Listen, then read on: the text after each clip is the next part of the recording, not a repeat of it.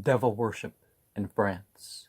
Are the question of Lucifer, a record of things seen and heard in the secret societies according to the evidence of initiates. And the quote on the title page again is, "The first in this plot was Lucifer, Thomas Vaughan."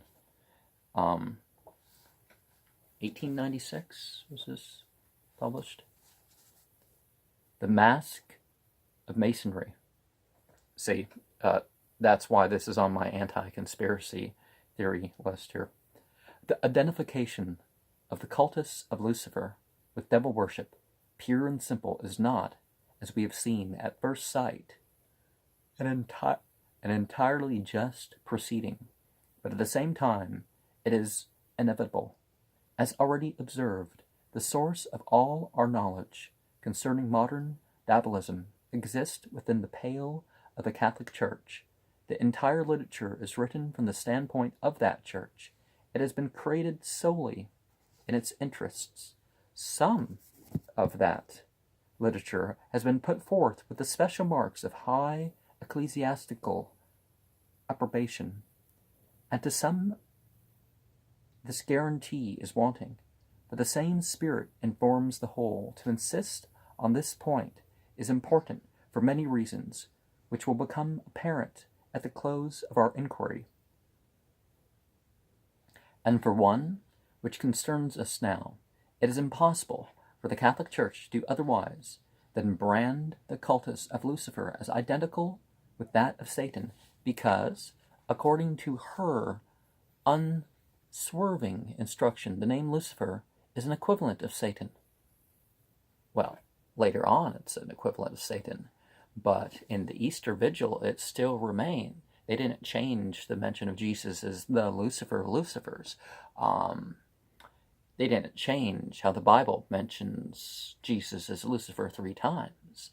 They didn't change how, before it started being used as an insult in the church, in, the 3rd century, it was never, but it was used as a sarcastic, sardonic sort of thing, and it took a while for it to become even thought of as a term for a demon. And moreover, the Luciferian cultus is so admittedly anti-Christian that no form of Christianity could do otherwise than regard it as a worship of darkness and evil. A contrary faith to Christianity is not the same thing as opposing Christianity. Luciferianism doesn't have to oppose anything. It can pick up any sacred text and believe anything from it that it wants. But upon its own findings, about its own, I don't have to believe, I don't have to do these things, but I found use of it for me. I found some value in these things. But it's by your own finding, your own acceptance of what you claim truth is.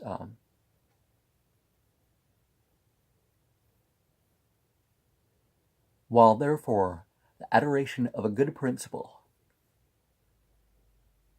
under this discredited name, see, it had credit, but the name lost credit. I mean, I bring the light. What does the opposite side, is Christianity bringing the darkness? Is that what you're saying by saying, oh, the light bringer, we don't want any light bringer? It's like,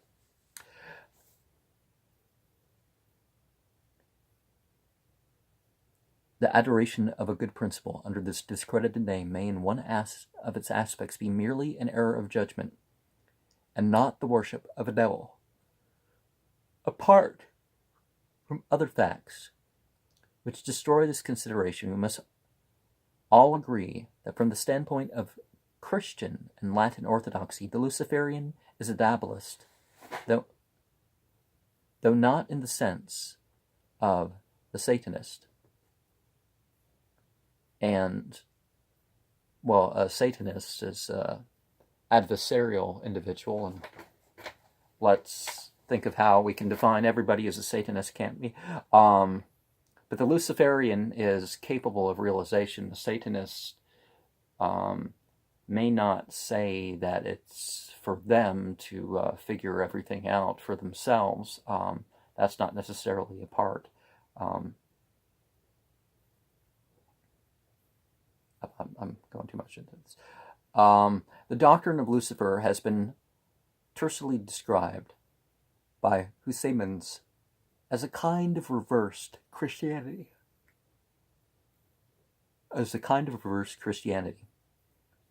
A Catholicism Ouroboros. It is, in fact, the revival of an old heresy founded on what we have most of us been accustomed to regard as a philosophical blunder. In a word, it is a Manichaean system having special anti-Christian application.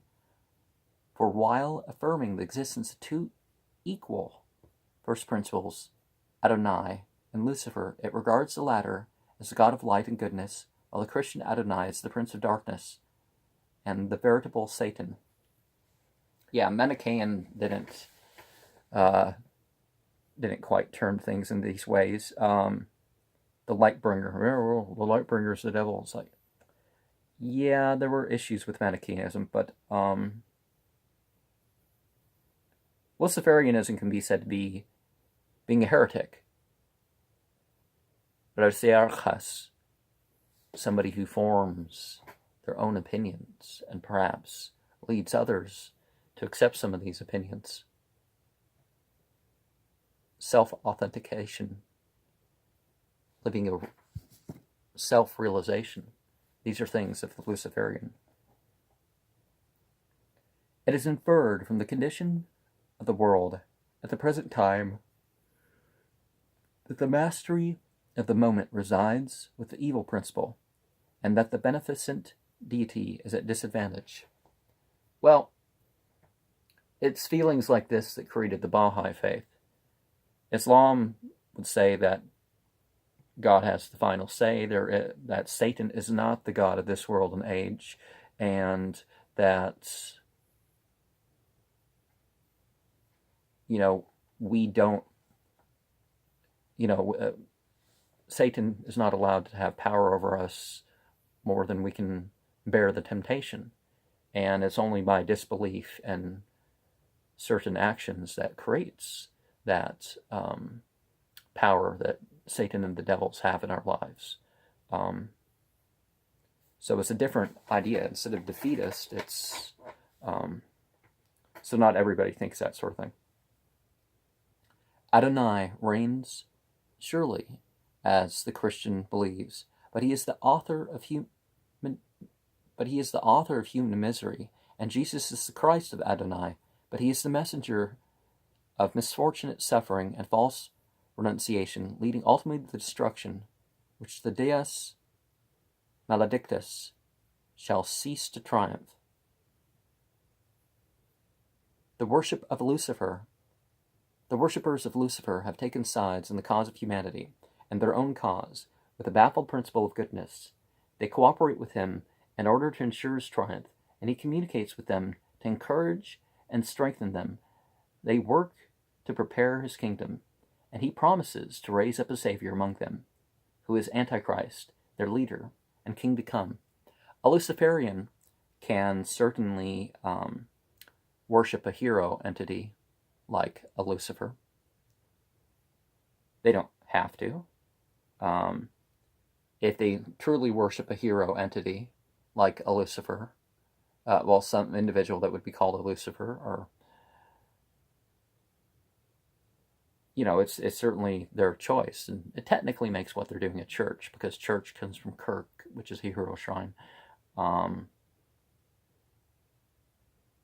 Luciferianism is more about becoming a Lucifer than worshiping.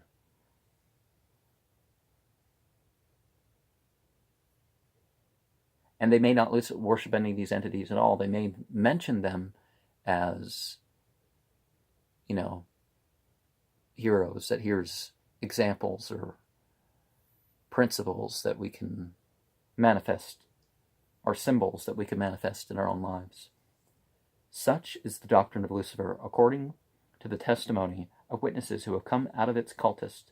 It is not an instruction which is a priori, which would seem likely to commend itself to a numerically profound following, The society which is concerned with its propagation is affirmed to have spread over the whole world, and to have represented in all its chief cities.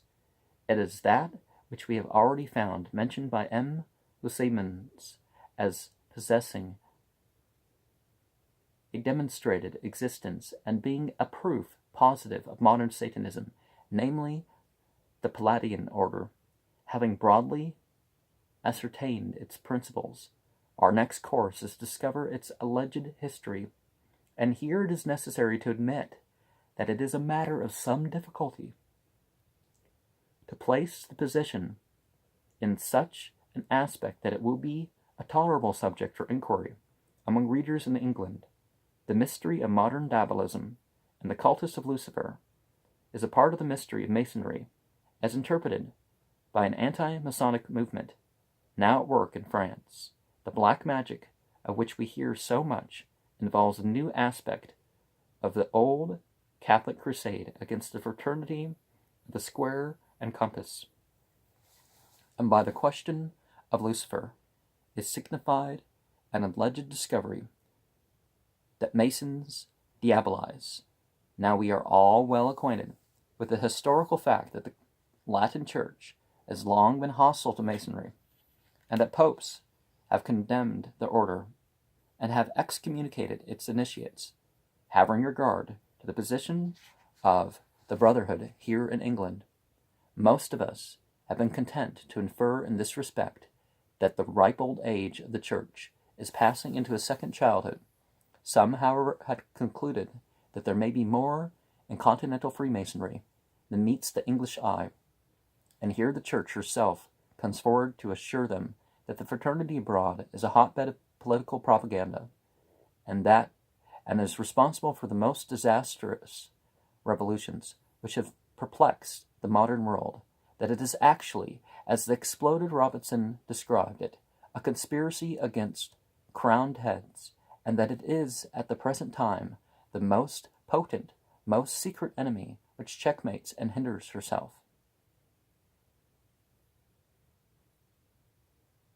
It is now further affirmed that behind the Masonry of today, here in England, posing as a benefit society, and political or not, among the continent, but everywhere that is claiming any connection with the religious propaganda,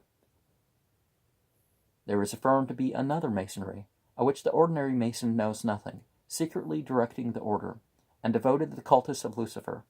This organization, which has sprung up within recent years, is largely, though not exclusively, recruited from Masonry. It works through the powerful Masonic apparatus, and according to the evidence which has been put in, it has obtained a substantial and masterful control over the entire fraternity, and is focused on the raw material of Masonic hostility towards the Catholic Church, and is anti-Christian in religion. So it is revolutionary in politics, and once more it is called the Palladian order. Now, there was I don't remember which year the OTO came out, branched off of Masonry, or generally it was Freemasons who were members. But Freemasonry, it has certain beliefs. Now, does Freemasonry say it's under the authority of any particular religion? No. A lot of the people thought to be Unitarians that weren't really Unitarians were Freemasons, and they were exposed to the teachings of Islam and were interested in teachings of Jainism and Buddhism and all sorts of stuff. They wanted to guide their countries, be it France or America in particular, and obviously England. They didn't feel it was necessary for a queen. Of course, they weren't saying that they had to overturn the government or anything like that. But Freemasons tended to be, they tended to be Protestant. So I understand where the feeling came from. But there actually are Catholic Freemasons. And I have heard that there are Catholic, that there are Protestant Knights of Columbus. It's technically, I think you can be Knights of Columbus without, well, your typical Catholic nowadays doesn't accept the authority of the church like would be presumed. The exceedingly grave and important accusation, together with its side issues, has perhaps all the more claim on our consideration, because apart from actual diabolism, which is in itself so paralyzing as almost to arrest discussion, it conflicts with all that we know or believe concerning the Masonic constitution. Let me briefly collect the points. Masonry possesses a secret directing center, which has been strenuously denied by the fraternity. It has a mission and a doctrinal propaganda, which has also been invariably denied. Well, you got to believe in a supreme creator, director sort of thing. Whatever you call that, whatever you attribute that to, certain morals are asserted and enacted, but it's open to different groups. It really is. Although you could be blackballed for not being Baptist Christian in some areas, or Jew in some areas, or it is concerned with political objects, which for the most part is denied. It has a transcendental teaching, which is generally denied. It is concerned largely with transcendental practices and phenomena, which would be denied absolutely, had the question been seriously raised till this day. It initiates women, which, except in a very secondary, occasional, and insignificant matter, is in toto and at all times denied. The last point is brought within the scope of our inquiry because the Palladium is an androgyne order. Well, just like the Sufis before them, they sort of incorporated the men's and women. It was a group that incorporated primarily the men's orders and the women's orders, because whether it was the natural separation of the men and the women in the services, or the religious services, or it was what went on outside the main services, the memory and the work and stuff like this.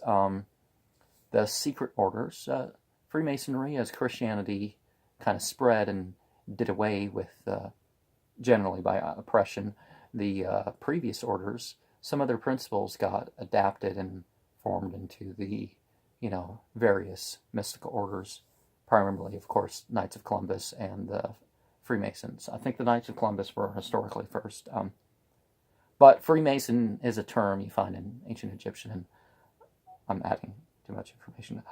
Now it will be fairly well known to many who are not within the ranks of the fraternity that the Grand Lodges of every country are supposed to be autonomous, and that there has been no previous impeachment of this fact. That, ostensibly, at least, there is no central institution to which they are answerable in Masonry. Individual lodges derive from a single Grand Lodge, and are responsible thereto, but Grand Lodges themselves are supreme and irresponsible. It will be known that the Masonic system in England differs from that of France, and that the French Rite has always occupied a somewhat heterodox position, and that since the Grand Orient expunged the grand architect of the universe, so to speak, from its symbolism, well, atheistic Buddhism, maybe, official communication has been suspended by the Grand Lodge of England. It will be known further that outside recognized Masonic systems, many rites have arisen which are only Masonic to the extent that their point of departure is from the master grade. As a special instance may be cited the Supreme Oriental Rite of Memphis and Mizraim. In England, the lodge meetings of these rites are never suffered to take place in the great central institution of Freemasons' Hall. In France, the Grand Orient has constantly forbidden its members to participate in the Memphis system to hold Masonry responsible for irregularities or abuses which from time to time may obtain these fantastic developments from the parent institution would be about as just as reasonable to impeach the Latin Church on the score of corruptions now existing in the heresies which have separated from her. And I grew up in a church that its top leaders for quite a time, even after its initial so-called were Freemasons. Even lodge leader, Joseph Smith was even said to be a lodge leader in Navajo. And then he, separated and formed his temple rituals, which pretty much every Freemason who was a Latter-day Saint says, well, I've sworn to secrecy for both these organizations, but I will tell you they line up together.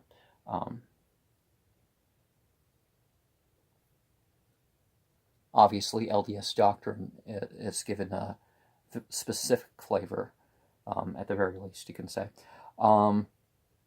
Having established these points in view of the result of our inquiry, let us now trace the manner in which a supreme authority frequently termed by the accusers Universal Masonry is alleged to have grown up. Upon this subject, not only the most complete information, but only formal narratives are provided by the latter witnesses, so that the following account, while in no sense translation, is based exclusively upon the works of Domenico Margiotta and Dr. Bataille. Bataille? How do you pronounce that name? On the 20th of May, 1737, there was constituted in France the Order of the Palladium, or Sovereign Council of Wisdom, which, after the matter of the Androgyne Lodges, then springing into existence, initiated women under the title of Companions of Penelope. The ritual of this order was published by the Masonic archaeologist Ragon, and so that there can be no doubt of its existence. At the same time, as far as I am aware, there are few materials forthcoming for its history in some way which remains wholly untraceable. This order is inferred to have been connected by more than its name with the legendary Palladium of the Knights Templars, well known under the title of Baphomet, which is not really thought of as a demon. You may refer to the Order of Nine Angles reference to Baphomet, the reference to Baphomet in the Satanic Temple.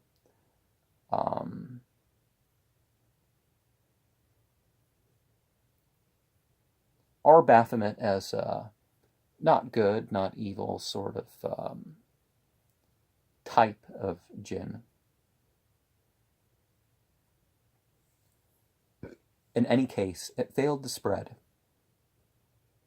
and it is uncertain whether the new and reformed Palladium, also an androgyne order, with which we shall presently be concerned, is a metamorphosis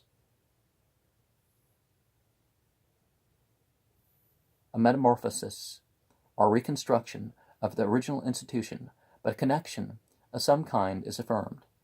For a period exceeding 60 years, we hear little of the legendary Palladium. But in 1801, the Israelite Isaac Long is said to have carried the original Baphomet and the skull of Templar Grand Master Jacques de Molay from Paris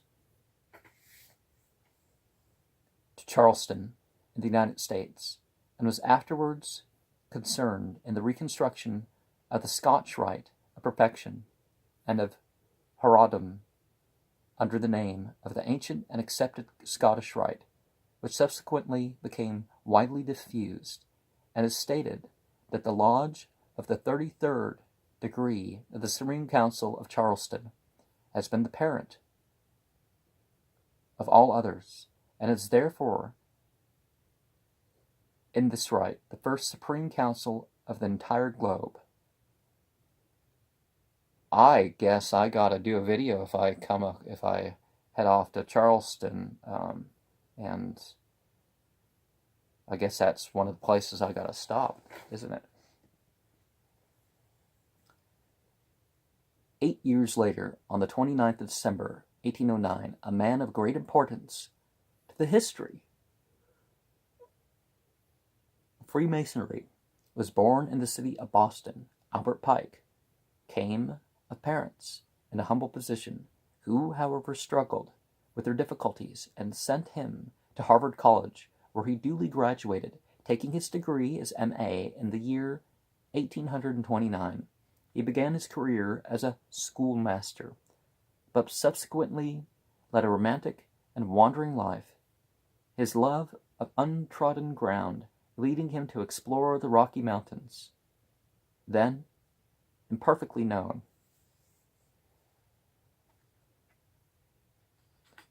In 1833, he settled in Arkansas, and, drifting into journalism, founded the Arkansas Advocate, wherein his contributions, both prose and verse, but the latter especially, obtained him a reputation in literature. The admission of Arkansas into the Confederation of the United States was in part his work, and from this period he began to figure in politics, becoming also the recorder of the Supreme Court in that state. 1 year after the Civil War, in which he took part, Pike removed to Memphis in Texas, where he again followed law and literature, establishing the Memphis Appeal, which he sold in 1868 and migrated to Washington. His subsequent history is exclusively concerned with unwearying Masonic labors. Now, even as the leader, it's not necessarily the responsibility of the organization of what the person does on their own. People, you hear Freemasons, they don't have to accept rituals and dogma as, some sort of gospel or something. Or did Albert Pike write anything else? Now it was at Little Rock in Arkansas that Albert Pike was first initiated, and 10 years later, that is, in 1859, he was elected Sovereign Commander Grand Master of the Supreme Council of Charleston. Having extraordinary powers of organization, he became a person of wide influence in the ancient accepted Scottish Rite, and a high authority also on the ritual, antiquities, history, and literature of Masonry.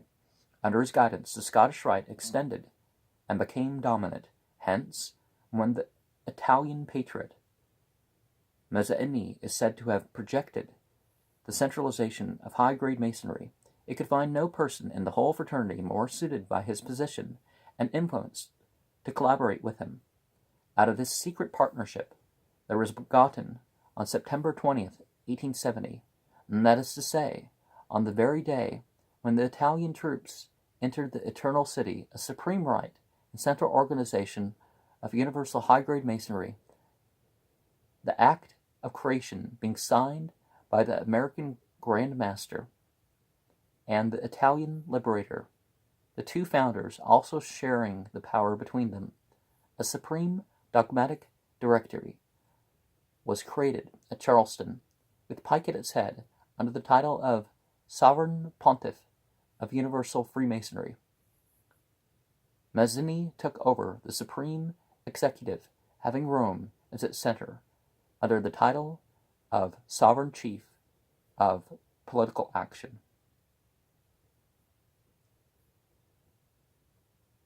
And it's saying that sovereign wasn't part of the title.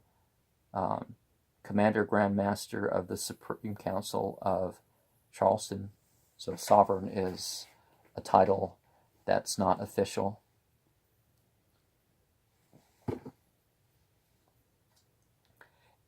If we now recur to the statements that the genuine Templar Baphomet and the skull of Jacques de Molay had been deposited at Charleston for the space of 70 years, and that Albert Pike was Grand Master of the Supreme Council of the ancient and accepted Scottish Rite in that city, we shall understand why it was that the new institution was termed the New Reformed Palladian Rite, or the Reformed Palladium.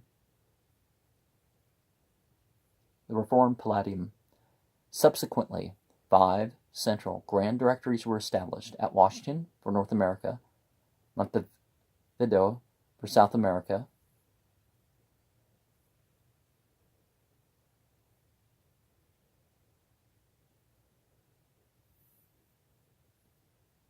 Naples for Europe, Calcutta for the Eastern world, and Port Louis and Mauritius for Africa. A sovereign universal administrative directory was fixed at Berlin subsequently to the death of Mazzini. As a result of this astute organization, Albert Pike is said to have held all Masonry in the hollow of his hand by means of a twofold apparatus, the Palladium and the Scottish Rite, during all his remaining days, and he lived to a great age. He labored indefatigably in both causes, and the world at the present moment is filled with the organization that he administered. Now, if I didn't comment, I would have finished this chapter, but let's get to the next 2 pages in the next video.